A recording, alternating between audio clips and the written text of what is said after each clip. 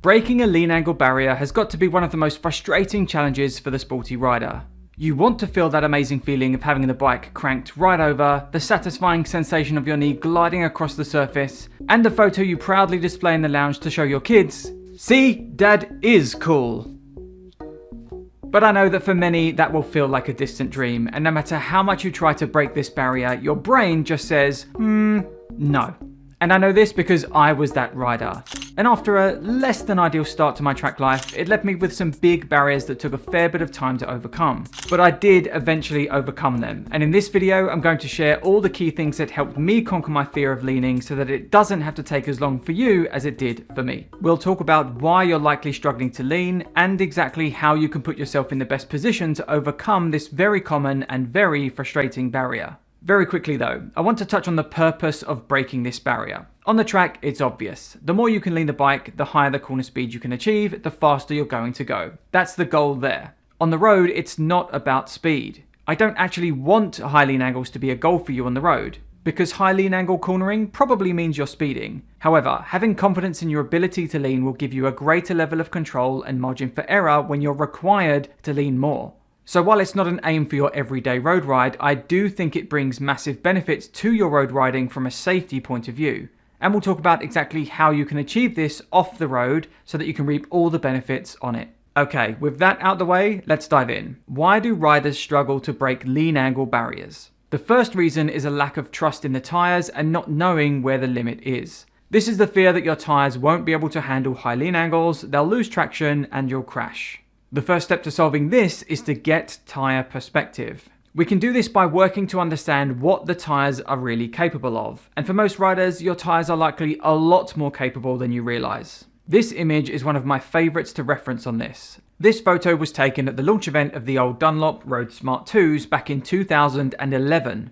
As you can see, lean angle in particular is not a problem for this rider. And this wasn't even a road biased track tyre, it was a sports touring tyre. This is an important note to take. Assuming good technique, lean angle itself is not the limiting factor of tyres like these. The limits are found when trying to push the front tyre with the brakes going into a corner and as you're trying to lay the power down as you're coming out of them. But they're still plenty capable. Many riding schools use sports touring tyres on their bikes because they know they'll offer enough grip for the students to ride comfortably and they'll last a few thousand miles more. And on the subject of tyre perspective, something I want to debunk is the idea that you can run off the edge of a tyre. Some riders believe that if you've scrubbed the tyre all the way to the edge, you've reached its leaning limit. And trying to lean any more could mean you run out of tyre, but that's not how it works. In fact, as you lean, the tyre deforms and your contact patch gets bigger.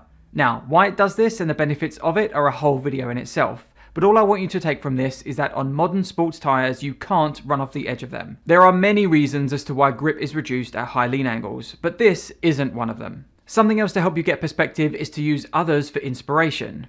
One of my biggest boosts in confidence in my early years on track came from watching my friends go racing. I was riding the next day at the same track, and seeing the guys blasting around much faster than me on similar machinery and tyres injected belief in me overnight. Knowing I could fall back on the fact I was performing good technique, it enabled me to make a big step very quickly, and the only thing that changed was my belief in what was underneath me. Like I said, on a good bike on warm sporty rubber, lean angle itself isn't the enemy. The bike will happily sit at high lean angle all day long. It's what you do with the other controls that are likely going to cause a break in traction. Leading nicely onto our next reason why riders struggle to break this barrier, a lack of trust in themselves. If you aren't confident in your level of fundamental skill, how can you expect to push past your current limits? Some riders can switch their brains off and push in that way, but in my experience, they're in the minority, and they'll usually have more crashes too. For most, learning and developing a good level of fundamental skill is a key component to overcoming barriers like this, because it means you're far less likely to do the things that lead to crashes, and you'll take more confidence from that. The way to do that is to simply continue learning how to implement good fundamental skill from whichever trusted source you prefer, and then practicing what you're learning. As you continue to gain a greater understanding and level of fundamental application, your confidence will increase. And just quickly, if you'd like to get started on that journey specifically for the track, we're actually hosting a free online workshop which shows you exactly how to begin raising your confidence through the proper development of the fundamentals. Link is down in the description. Okay, one last reason as to why riders struggle to break this barrier is our natural intolerance for lean angle. As expressed in Bernd Spiegel's The Upper Half of the Motorcycle, we as humans have an embedded intolerance for high lean angle. It's something that's built into us from many thousands of years standing on two legs and being perpendicular to the ground. This is our natural and comfortable position to be in, both visually and how we balance ourselves as we move around. Added to that is our extensive experience of running on natural surfaces, where it can be observed that our leaning limit is around 20 degrees. It's 20 degrees because that's the point where the quality of traction we get on these natural surfaces begins to reduce and become a concern.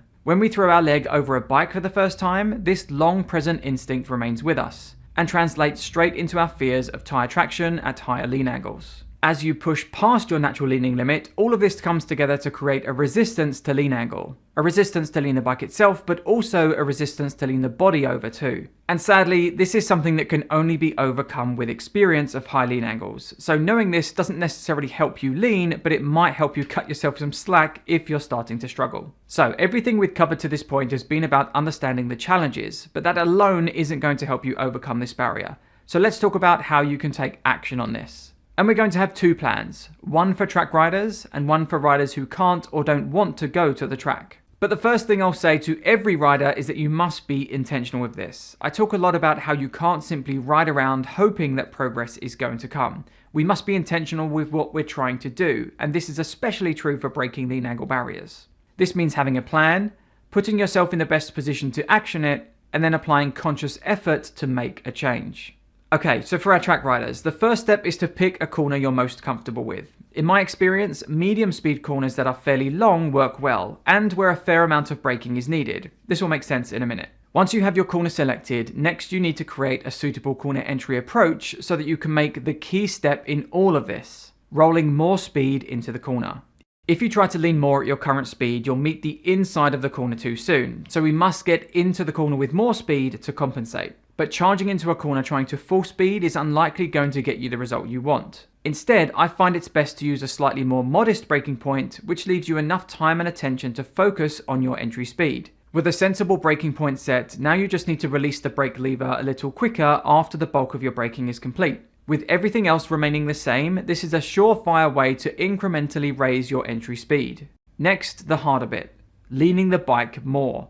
As you move into the corner with a little more speed than you're used to, you're likely going to feel a mild sense of panic. This is normal and part of the process. What is also likely to happen is that you'll lean the bike to your existing lean angle limit. And it's at this stage where you should tell yourself to lean the bike more, then lightly press on the inside bar to initiate more lean. And as a general rule, the throttle should be closed throughout. This is why picking a longer corner helps, because steering into the corner is typically slower, and you spend more time in the corner itself, allowing you a greater opportunity to note what's going on and consciously lean the bike a bit more. And once you've done that and you're happy with the line for the apex and exit, pick up the throttle and continue your normal throttle routine. It may take a few tries, but keep at it and you should make that breakthrough. Now, what if you can't ride on the track? In that case, you're going to need to find a different way to practice this controlled approach. You do not want to be doing what I just described on the road. Again, this is not about faster cornering in this environment. It's about increasing your level of control with the bike. Following the advice from a channel like Moto Control, setting up a practice area in an empty car park is a great option, where you can give yourself a comfortable amount of space to gradually increase your speed and then consciously countersteer to lean the bike that little bit more.